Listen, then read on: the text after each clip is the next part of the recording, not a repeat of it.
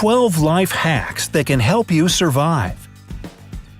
In an emergency situation, the first thing that comes to mind is the advice of your friends or your family. However, sometimes even the most well-known and popular recommendations turn out to be wrong and harmful. Did you know applying ice to a bruise is not the best idea? And lifting up an unconscious person might lead to severe consequences. Here are the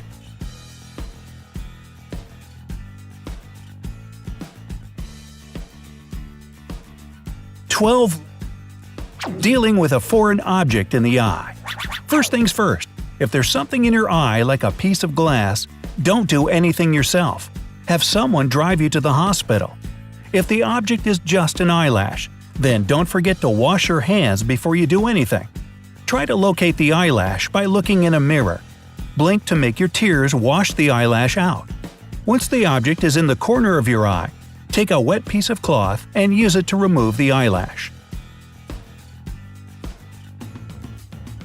Number 11. Applying ointments to a wound. Ointments contain unwanted moisture, which is a great environment for bacteria to reproduce more quickly. The best thing you can do is clean the wound in cool water with soap and put a dry bandage on it. You will see that the wound will heal more quickly. Number 10. Rubbing a person with a fever with alcohol or vinegar.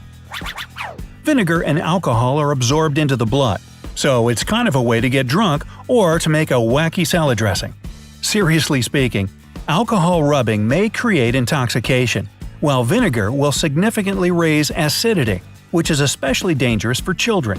So don't believe these outdated pieces of advice. Drink a lot of water, tea, and other non-alcoholic fluids. Cool the air in the room to a temperature of 61 to 64 degrees Fahrenheit, or from 16 to 18 degrees Celsius. In these conditions, the patient will get over the fever by themselves. If they don't, they should see a doctor. Number 9. Lifting up an unconscious person. If someone faints, you have to lift them up and sprinkle some cold water on them, right? Well, that's what most people think. Like this video if you thought so. However, lifting a fainted person up will only aggravate the spasm. What you should do is lift their legs up, unbutton any tight pieces of clothing, and don't let them stand up right after they come around. After they regain consciousness, don't let them drink coffee or energy drinks that many people love. Caffeine will only lead to dehydration. Number 8. Treating burns with butter or sour cream. Many people believe that this method is effective only because it relieves pain. But why do butter and sour cream make you feel better? The thing is, we keep them in the fridge, so when we put them on a burn, they're cold. The danger is, though, that butter and sour cream dry your skin and disrupt thermal exchange. This results in heat having nowhere to go but deeper into the skin, causing even more damage. What you should do is hold your hand in the cool water for 15 minutes. This will help with the pain. Do you know why blisters appear on the burnt spot? In our bodies, everything happens for a reason. Blisters protect the wound from infection. Removing the protective layer may lead to festering. Number 7. Setting a bone on your own. Are you a professional trauma surgeon? If not, you should never set a dislocated joint on your own, no matter how cool or brutal that looks in the movies. It may result in additional injuries and the resulting litigation. The best course of action would be to immobilize the injured limb and go to the hospital as soon as possible. Bandage the limb in a comfortable position, immobilizing not only the place of possible fracture, but also the two closest joints as well. Number 6.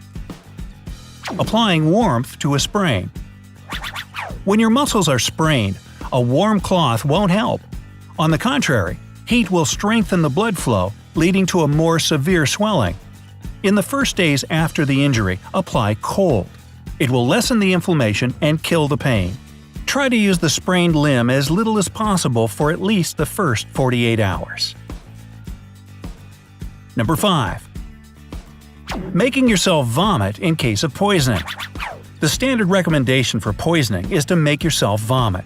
It might sound reasonable, but actually it's strictly prohibited. First of all, the poison can get into the lungs and damage them. The second problem is that if someone was poisoned with some chemicals, vomiting doubles the chance of burning your throat. Finally, it might be very difficult to stop vomiting once it starts. So this can lead to dehydration and even more severe consequences. In this situation, the only smart thing you can do is call the ambulance as fast as possible. Number 4. Rescuing a drowning person. There's only one obstacle on your way to rescue a drowning person: not being able to swim. If you are, though, nothing can stop you from saving that person's life. Remember to approach them from behind so they don't see you coming, otherwise the person may hinder you or drag you down in their panic. After you've approached the person, grab them under the armpits or by the chin and move to the shore, keeping their head at your belly. Number 3. Pulling out objects from wounds. Now, you can pull a splinter from a finger or a small glass shard from your hand, but you must never try to pull out objects from serious wounds. Even doctors keep them in place until the patient is in surgery. The thing is, while the object is inside the wound, it doesn't let the bleeding start. So, until you are under professional supervision, don't do anything, not even touch the object. The only thing you can do is put some alcohol on the wound, but you must be ready for the wound to hurt very much. Ah! Whoa, that's a splinter. No matter how scary a knife in a leg looks like, don't try to be a hero and just go to the hospital. Number 2. Applying ice to a bruise. There's nothing actually wrong with treating a bruise with ice, but most people do it wrong. You shouldn't apply ice directly to the skin if you don't want to get a cold burn. Instead, put a cloth between your skin and a pack of ice. However, even using a cloth doesn't mean there is no risk of being burnt. That's why you should put ice for a maximum of 20 minutes at a time and then take a 90-minute break. If for some reason you don't have a cloth you can use, don't use ice at all. Believe us, you'd prefer to have a bruise rather than a cold burn. Another thing you should know is that there is no point in using ice 48 hours after the injury. And number 1. Using stitches to close cuts. It's not wrong to use stitches. In most cases, it's the only way to close a wound. But putting stitches is a long and painful procedure which requires removing the stitches after the wound heals. So, in some cases, a less brutal thing might work. Skin glue. Skin glue is very quick and virtually painless. Wash the wound with cold water before using glue. Then, stop the bleeding by pressing the wound. Close the edges of the wound and put skin glue along it. However, if you see that the wound is too big, don't take the risk and go to the hospital for professional help. Please like this video if you found it useful and tell us your first aid stories in the comment section below. Share with your friends so they won't feel confused about what to do when somebody needs help. And of course, click subscribe to join us right here on the bright side of life.